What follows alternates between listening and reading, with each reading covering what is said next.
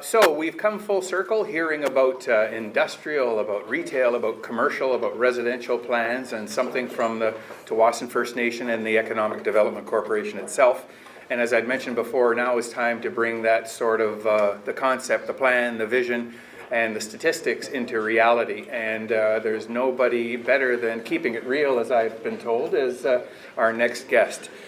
And his guys give a big smile. Well, anyway, you've been keeping it real, haven't you, James? Right on, right on. Without any further ado, let me invite Ken DeSena back to the stage, the Assistant Vice President of Commercial Banking from Envision Financial, our presenting sponsor today, to introduce our keynote speaker. Thank Ken, you. and thank you very much again. Thanks, appreciate it. Thanks, Ian.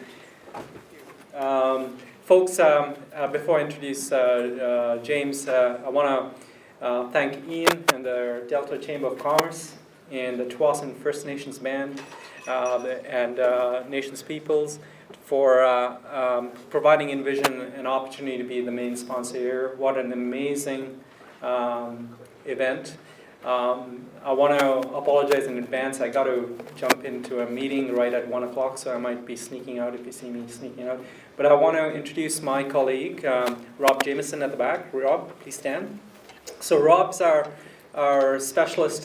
He is an innovative guy. He has helped our members finance projects up in Kitimat, acquiring land, putting up a mall in Prince George, putting up a couple of commercial properties close to the Dominion Triangle in Port Coquitlam. So he is the financial wizard on my team. So if you have any questions after this event, please contact Rob. And conveniently located in North Delta. Pardon? Conveniently located in North Delta, yes. Thank you. And he will come out to see you, even if you're in North Van or wherever. Let's see a second here. Good. So James. So it's my privilege to introduce James Moller. And James, after graduating from the University of Lethbridge with a Bachelor of Management degree, James started his career in shopping center management in 1996. Over the past 18 years, James has worked in a number of commercial real estate developments throughout Alberta and British Columbia. Prior to joining CrossIron Mills in 2009 as general manager, he spent 4 years as general manager at the Coquitlam Centre and 6 years as general manager at the Mayfair Centre in Victoria. James is a husband and father of 2 children, 2 and 6 years of age, and James enjoys running, skiing, and hockey as usual. So, welcome, James, please. Thank you. Thank you to Ian and the Delta Chamber of Commerce for hosting this event and allowing me to speak today, and also thank you to John Scott for asking me to participate. Worked with John obviously on CrossIron Mills, so we go back a long way, so it's great to be here today. It's also great to be back in British Columbia. As he said, I spent 10 years here, and my wife and I really enjoyed it. We love that the coastal lifestyle, and obviously my daughter was born here, so we have great memories of the area. You've probably seen this shot on John's video presentation. The one on the left there is CrossIron on opening day. 76,000 people showed up for opening day. It was fantastic. Shot in the middle, obviously, John had a similar shot for Tsawwassen. This is the CrossIron shot. And you think, where does this building start, and how does it progress? That's the opening steel structure. So it's sometime in 2007, I think that was taken. And then obviously one of the major icons there. For the last 6 years, as John has alluded to, I've lived and breathed CrossIron Mills. I'm very passionate about my job. It's a fantastic job. I get to do a lot of different things every day. But I want to set the stage, I guess. I want to talk a little bit about what happened kind of before, leading up to, kind of in that area of where Tsawwassen Mills is at right now. And then most of the presentation is going to be spent after grand opening and kind of our operations day to day and where we're at. So, but to set the stage, as we said, CrossIron Mills opened on August the 19th, 2009. So we just had our 5th anniversary. Had a big party at the mall, celebrated with the retailers, celebrated a couple of milestones, celebrated the surpassing of $600 a square foot in sales, which is significant in the retail industry, and also 9 million customers in the last year, which we just passed at the end of July. So on August the 19th, we cut a cake and had a bit of a celebration. So.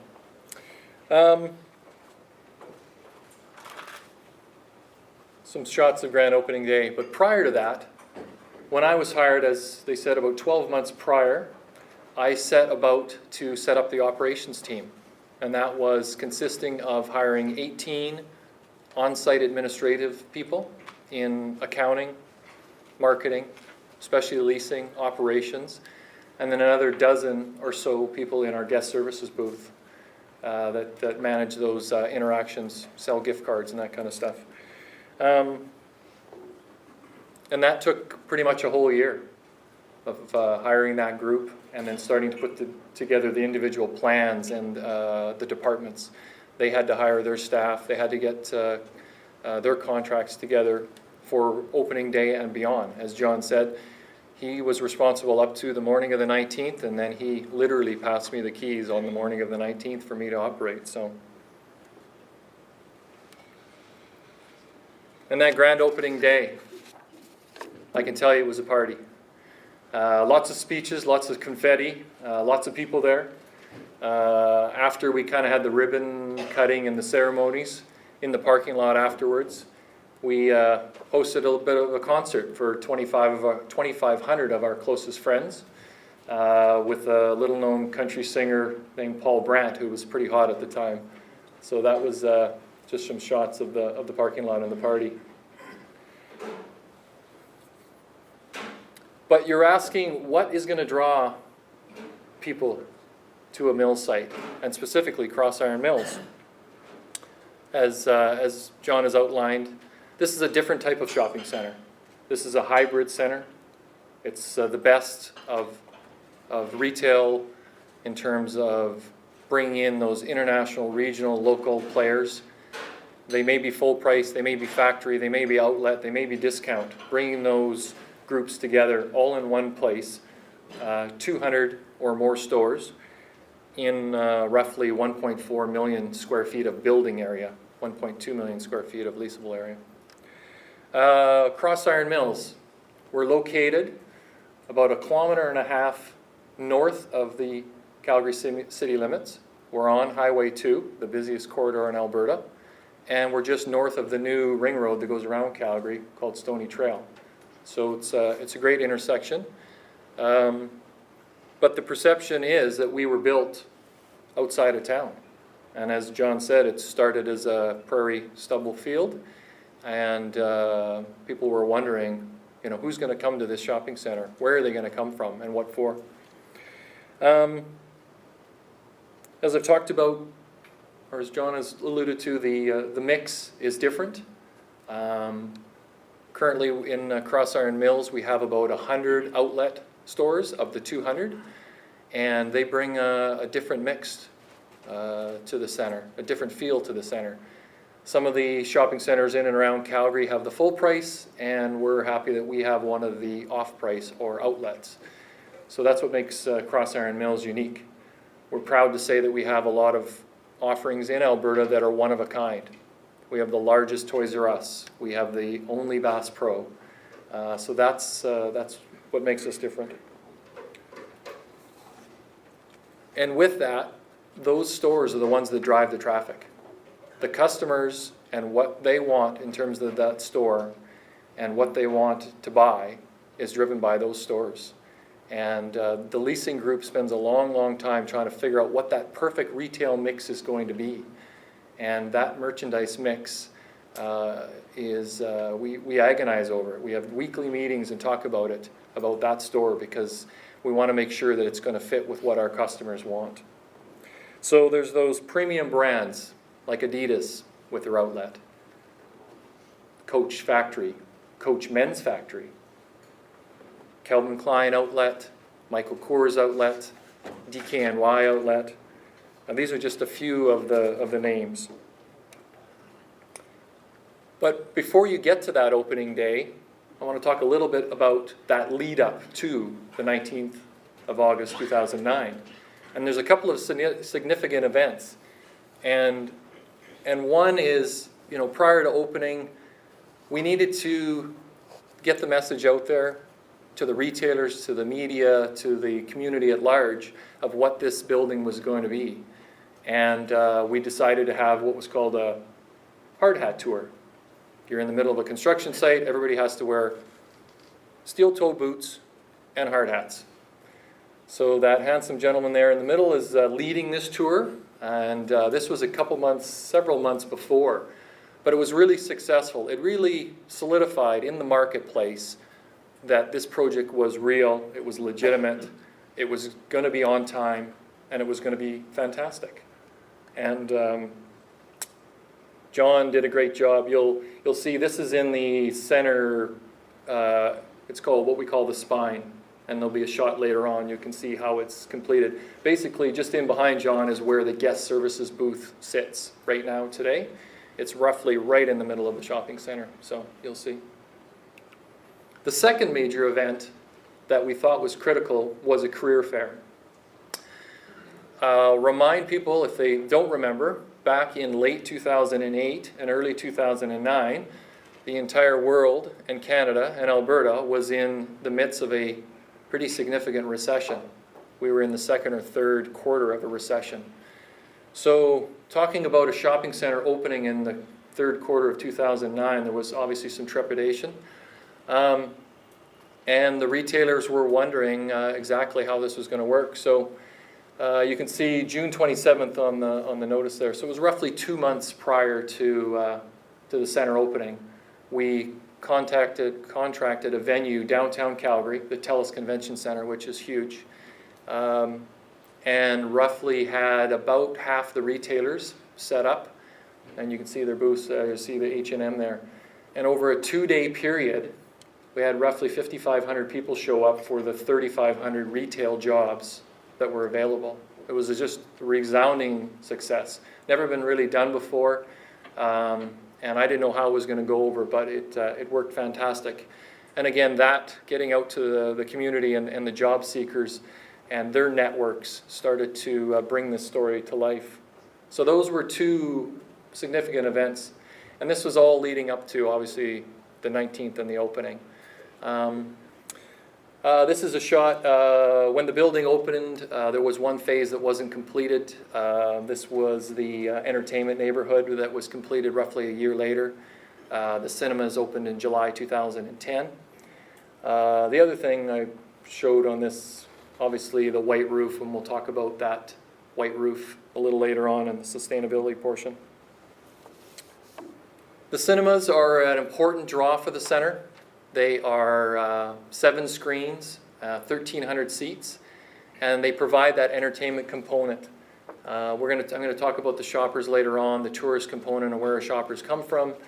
And that entertainment and dining, along with the shopping, we've figured out is quite significant and important to people.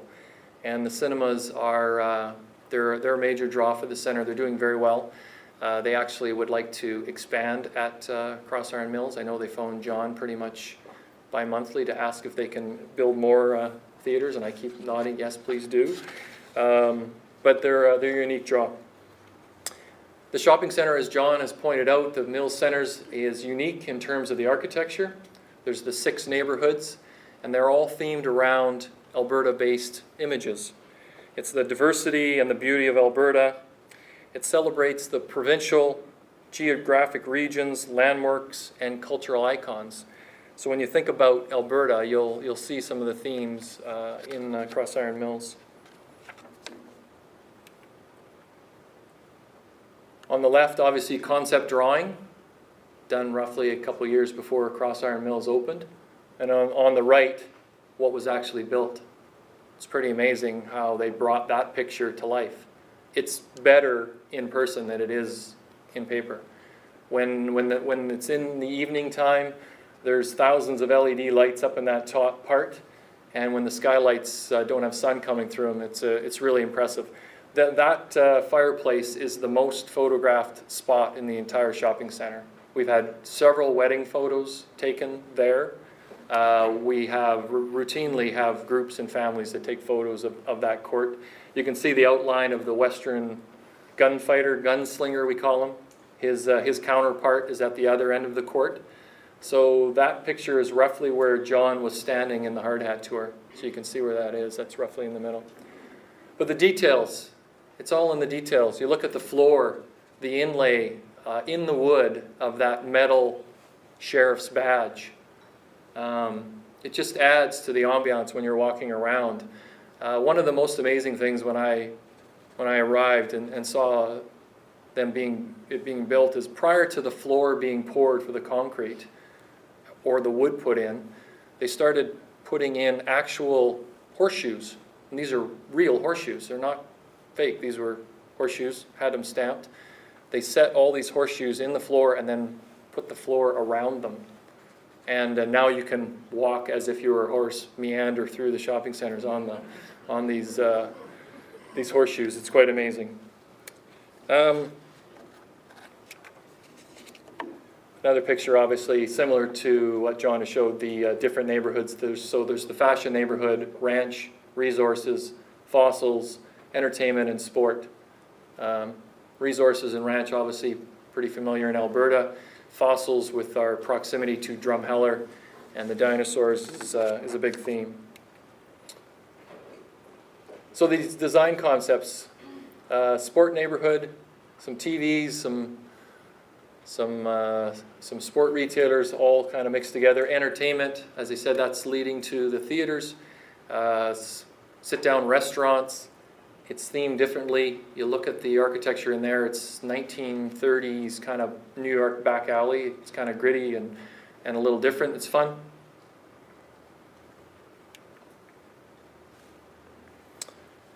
The floor treatments, as I talked about, there's several floor treatments in the shopping center. Ones that you wouldn't expect, like carpet and marmoleum, stained concrete, wood, tile, and it all comes together in these architectural themes and in the neighborhoods, and it really works. Challenging to clean up the hundreds of ice cream spills on the carpet daily, but that's what we're paid to do. Some other neighborhoods, obviously fossils and resources neighborhood, some interesting architectural details in that. As I mentioned earlier, what's key to the shopping center is the retailers and that relationship that Ivanhoe Cambridge has across the country with those retailers, and the successful Vaughan Mills site in Toronto, bringing those retailers to Calgary. So you can see a couple of the key ones for us. Coach, that Coach factory store is doing in excess of $20 million per year. Calvin Klein, Guess, Brooks Brothers, Banana Republic, and John talked about Bass Pro. They are a wonderful retailer.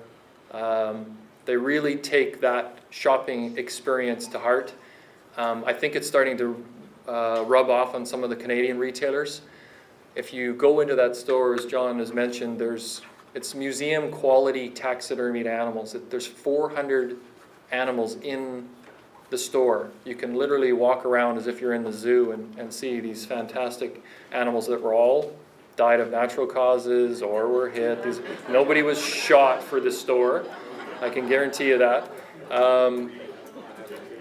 But there's a real beaver de Havilland plane hanging from the ceiling. It's really quite amazing when you go in there. And if you look, the ceiling, as John, we showed it from the outside, is quite dramatic and quite tall. And if you walk inside the store, the entire store is hand painted. And it's all murals of wildlife and scenery. These aren't, they're not reprographics or they're not vinyl or anything like that. There was literally crews there working on the painting for months. Bass Pro is a major draw, as John has said, for the shopping center. Roughly 20% of the traffic that come to CrossIron Mills are because of Bass Pro. Their trade area is really, really large. I'll try and overlay what it is between ours and theirs as a shopping center, but it is it's tremendous. Just some of the other key retailers for us that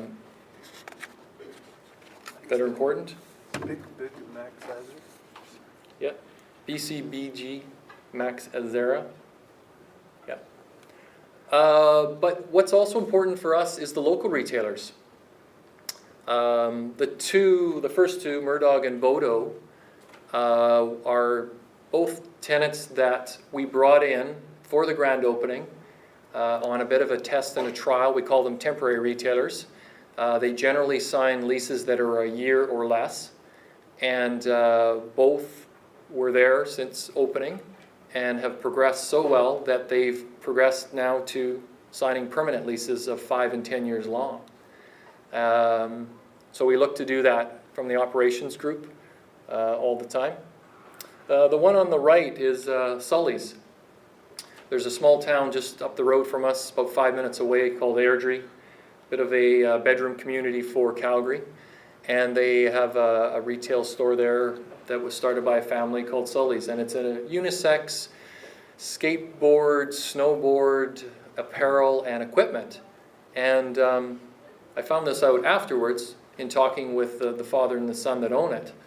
And you know, asked him, you know, this is fantastic. Your store's doing really well in CrossIron. And he admitted that, you know, the thought was when CrossIron opens that maybe there'll be some, you know, downturn in our business in Airdrie, and that we better have a store in CrossIron and we can just eventually transition there. Well, 5 years later, he's renewed his lease at CrossIron. He's renewed his lease in downtown Airdrie, and both stores are doing very well. The CrossIron store is doing in excess of $3 million and is in percentage rent. So, and it definitely hasn't hurt the Airdrie store. One of the key points I wanted to go through today was, you know, who our customer is. And at Ivanhoe Cambridge, we have a very sophisticated internal market research department. And they do a market research survey of the shopping center every year to try and figure out exactly who our customer is it growing, what are their habits.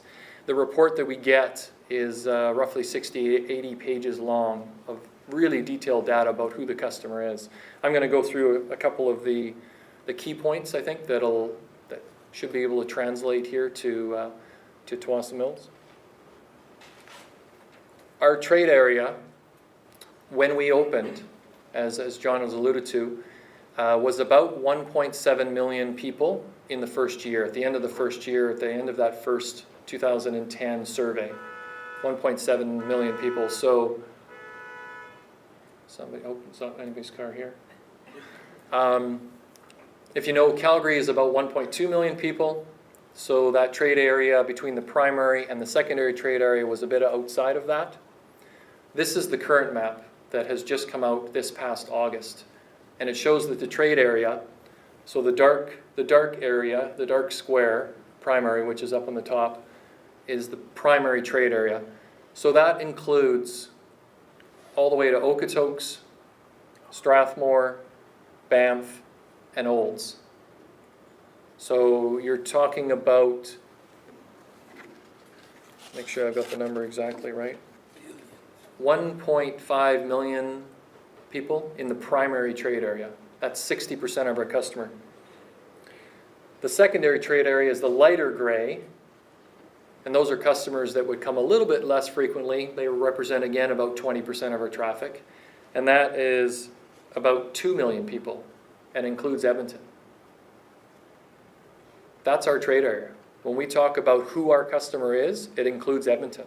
It includes Lethbridge, Medicine Hat, Banff. It's basically from the Saskatchewan border, Montana border, BC border, to north of Edmonton. So the trade area that we're working with right now is just under 3.5 million people. And if you know the population of Alberta, it's not much more than that. That's the drawing power of the Mills Center. And that's what it's grown to in the last 4 years, from 1.7 million to 3.4 million.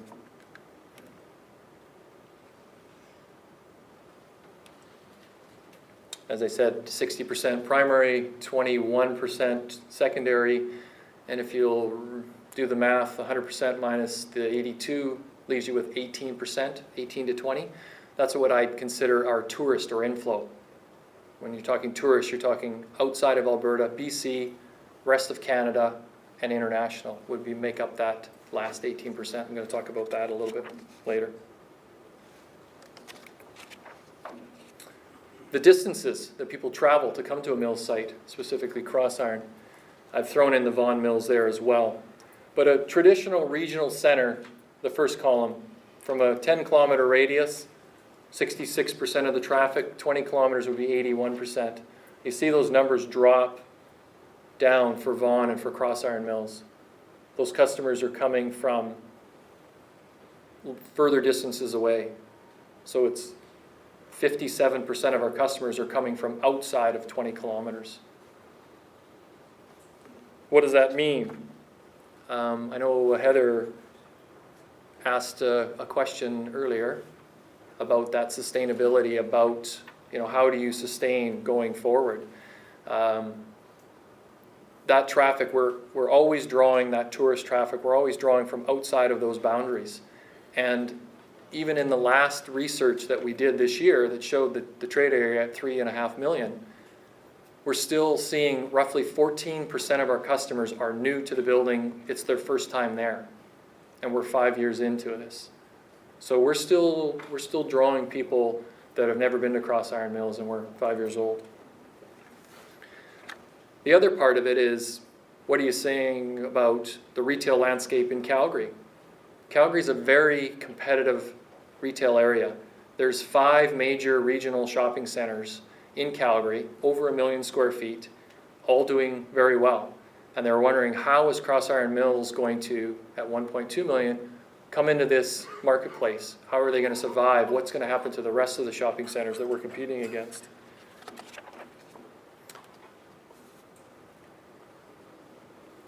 Again, average annual traffic for a regional shopping center is about 6.5 million. CrossIron, as I mentioned earlier, is 9 million. Vaughan Mills is over 12.5 million per year. Those are customers per year. That traffic also breaks down further in terms of holiday and summer. We get a good proportion of those of that traffic on holidays. So holiday weekends, long weekends, Christmas, Easter, any holiday is where our customers are coming from.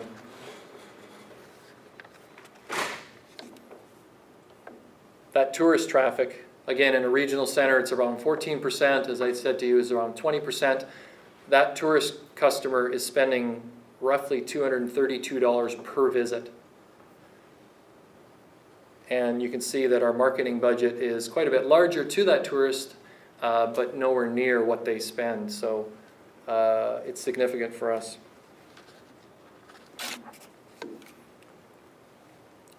Going back to that trade area, our primary trade area, the PTA, the first bar there, the average household income of that customer is $129,000. Secondary is 102. The trade area, that 3.5 million, is around 113,000, which, as you can see, is pretty close to Alberta because it includes all of Alberta. So they should be the same number, quite a bit higher than Canada. So quite a bit of disposable income there for shopping and shopping trips. The customer is predominantly female, around 57-58%. Generally younger. Our average shopper is under 40 years of age and well educated. We further break down those groups into kind of what we call prism clusters, which is a market research term. Don't scare you with it. It's basically just a subgroup. Who are these shoppers in terms of breaking them down? The first one, the biggest for us, is what we call pets and PCs. It's just a label. It's those people have a lot of pets, a lot of PCs. You might fit into that category. But you can see the average expenditure for those and the average time spent. $166 per visit and 129 minutes is the average time that they're in the shopping center. The next group down is tools and trucks. They're described as upper middle class families, couples, and middle age with incomes over 100,000. The next group is Mr. and Mrs. Manager. They're described as an upscale, dual income, ex-urban household, middle-aged, with incomes over 126,000. And then the last group is ex-urban crossroads, which is 5% of the, and they're younger middle class with incomes that are generally a little lower.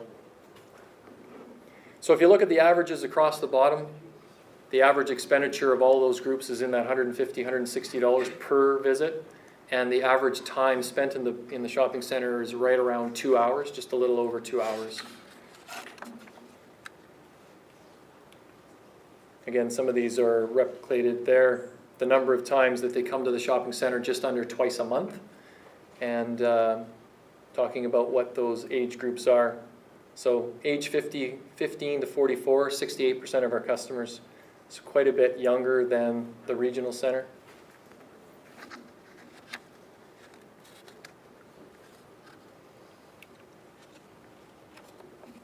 That tourism traffic. At CrossIron Mills, we have a full-time tourism manager that works and does nothing but work on tourism programs for that 18 to 20% of the traffic that they draw.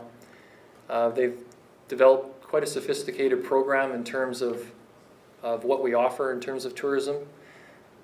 This year we did a shopping shuttle. We partnered with some local hotels, and throughout the summer we were bringing that tourist traffic out of downtown Calgary, the northeast, from the airport out to CrossIron for a shopping trip. And while they were there, they were getting coupons, discounts, shopping bag, gift with purchase, all as part of that package if they pre-registered. Those are some of the hotel partners we have on the right. CrossIron in the tourism program is an active member of Travel Alberta, Tourism Calgary, Alberta Parks and Rec, the Calgary Hotel Association, the Balzac Business Community Association, Rocky View Economic Development, Northeast Calgary Destination and Marketing Fund. Some of the organizations that we participate in. Part of that tourism program is the Alberta Visitor Information Providers. This is a Alberta government program where you become an accredited provider of information for tourists. And that it means having those tourist brochures, guest services to help with directions, on-site washrooms, access to computers, and you can see on the left is the guest services booth with the brochures. In the middle there is us getting our accreditation and award. So this is relatively new for us. This is something that we've been working on with the Alberta government for about 3 years to complete it.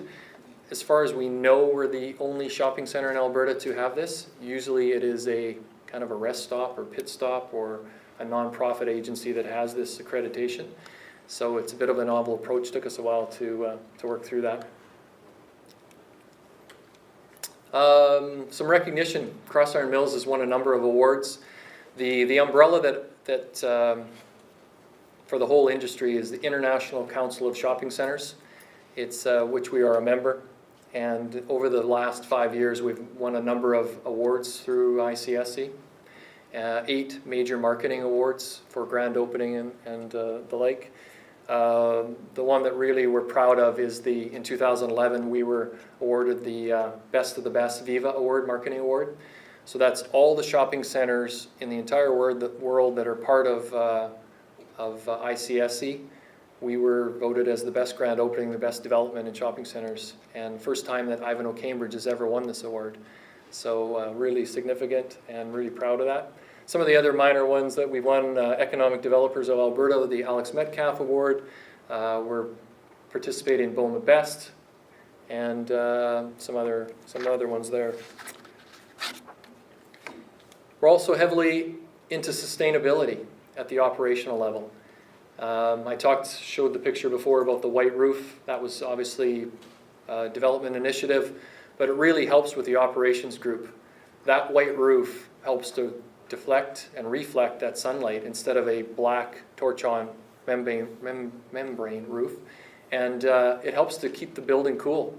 We're figuring it's about 18% less cooling capacity required because of that white roof. Some of the other programs that we've started in the last few years, we have a very sophisticated waste diversion program. Roughly 50% of our waste for the shopping center, that includes all the cardboard, packaging, anything, we keep out of the landfills. One of those programs that was started this year was the organics. All the restaurants in the shopping center, we take their organic waste and recycle it. And that is, in the last year alone, we've diverted 23 tons of organic waste out of the landfills. So we're hoping to keep that moving. It's about a year old, that program. The other one is grease, deep fryers and grease that the restaurants have. We recycle that grease and they use it for biofuels. So none of that goes to the landfills either. The other one is bullfrog power. The shopping center currently purchases 25% of our power for the building is through bullfrog power, which is green energy. And through that partnership, which is a national, there's a number of Ivanhoe centers that participate in that. We also have do some events with them, including Earth Hour. We're proud that in this year's Earth Hour, we actually purchased enough power for that hour to power all the homes in Calgary. So 479,000 homes and 456 megawatts. Some community involvement, as I talked about before, the Balzac Business Community Association. John started this relationship long before I got there and really nurtured it and introduced me to the people there and the group. I've been involved ever since. I've been a board of directors since 2009. I'm currently the president of the organization. We're there to try and promote business in the area. And a couple of the events that we do is this Groundhog Day breakfast. They've been doing this for quite a while. They're one of the few communities left that are doing Groundhog Day. It comes up on February 2nd, and if he sees his shadow, are we going to get snow, more winter? They're one of the few that still do it. It's a fun event that we sponsor and participate in every year. It's a good community event. There's a pancake breakfast. We get lots of media coverage. I get to take my pictures with the rodeo princess and queen there. That's not me in the suit, but so that's fun. The other major event is the Stampede Breakfast. Obviously, Stampede is big in Calgary. Balzac has always had a Stampede Breakfast, and they outgrew the event several years ago and asked us if we, take it over and participate and sponsor it. And we said, sure. We've got the parking lot, we've got the resources. Well, it's turned into a gigantic event on the day of the first Monday of Stampede. We now get to around 7,500 people come out for this breakfast. And it's all run by volunteers, and there's petting zoos and hay rides and pony rides and face painting and prizes, and it's a fantastic community event. So you can see again, Balzac Billy is there. There's the Calgary Stampede show band in the foreground, and you can see Bass Pro in the background. That's a great event. Some of the other community events that we do as a shopping center, we get involved in a couple of major events. One has been with Habitat for Humanity. We've had a 3-year agreement with them, going on site and doing house builds, but we've also been donating money and doing events with them. And there's a slide later on that shows the financial impact of that. The other one is the Airdrie Food Bank. We were actually just there as a group last week. Great organization that's local, and we get out for the day and help them to sort food. This is an Ivanhoe Cambridge initiative as well. Across the country, we had Giving Back Day last Friday, and roughly 1,500 employees with Ivanhoe were out in the day in the community at a charity of their choice to help out. So it's a great initiative. One of the other events that we've been hosting the last 3 years, you maybe have seen, is CBC Hockey Night in Canada has this play-on ball hockey tournament. It's on coast to coast throughout the summer. We host it on one of the weekends in June. It's right around the Father's Day weekend. It's a really fun event. Again, it's roughly 3,500 participants come out on the weekend and roughly 20,000 people watching the event. It's on the parking lot, takes up about a third of the parking lot. There was 108 different rinks put up, these portable rinks. It's really fun. Talked about that community involvement. I took the stats, I guess, from last year. Obviously, 2014 is complete, so I took 2013, but this is pretty representative of what we do for the community. In that year, we helped 111 community groups, local. They send us letters, we review them, and we help them out in any way we can. So that's gift in kind would be space or things that we can offer them, $40,000, direct cash, another $20,000. The Habitat partnership is really, they're our Keynote partner for the year that we do, and we've been donating roughly $60,000, $70,000 to them per year for the last 3 years. So there's a picture of our community kiosk. Some of those groups that we help is really big and small. I mean, we're talking about the Airdrie Skating Club, the Alberta Children's Hospital, Canadian Cancer Society, Positive Match, Rescue Society, the Drumheller Library, Salvation Army, the World Wildlife Fund, and the McKnight Mustang Novice 7 hockey team. So anybody knows Calgary, McKnight's an area in Calgary. Another partnership that we've developed, we won an award for it with the Oprah, was with WestJet. WestJet, obviously, our proximity to the airport in Calgary and WestJet and their head office. This is a relationship we've built over the last couple of years, and we've, as I said, we brought Oprah to town on a bit of a speaking tour, and they were a partner with us, and it led to other conversations. And WestJet said to us, you know, do you want to participate in this thing we've got going? It's highly confidential. We can't tell you, but you want to do it. And we went, sure. So that video, at last count, was seen over 35 million times. It made 328 million media impressions in 235 countries worldwide. Never in my dreams did I think it would take off like it did and have the impression. There was over 1,600 media stories about it. Everything from People Magazine to Good Morning America to, it was amazing. So that partnership is still thriving. Just before I left on the plane here, my marketing director said there was a meeting with WestJet next week to talk about this year's Christmas, but we couldn't say anything about it. So I'm hoping it's as impressive as the last one, but just some fun that we had. We're going to try and put that in for an award, and hopefully we can win. The last word.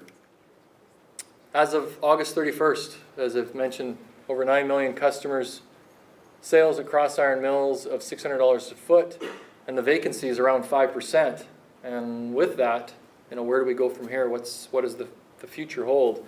And that is that in August, Ivanhoe Cambridge announced that they will be investing $60 million into CrossIron Mills to expand the shopping center over the next couple of years. We're going to add more retail space. You can see the colored areas there, and further strengthen the position of the shopping center in the market. To sum up, I guess, you know, CrossIron has really exceeded all expectations from an operating and financial is one part, but for us that's there day to day in the center to see it grow and flourish and become what it has kind of in the community and what it means to the retail landscape has really been fun to watch. So with that, thank you very much. I hope that my presentation kind of answered some questions and was what you were expecting. Obviously we're here to stay and take a few questions afterwards.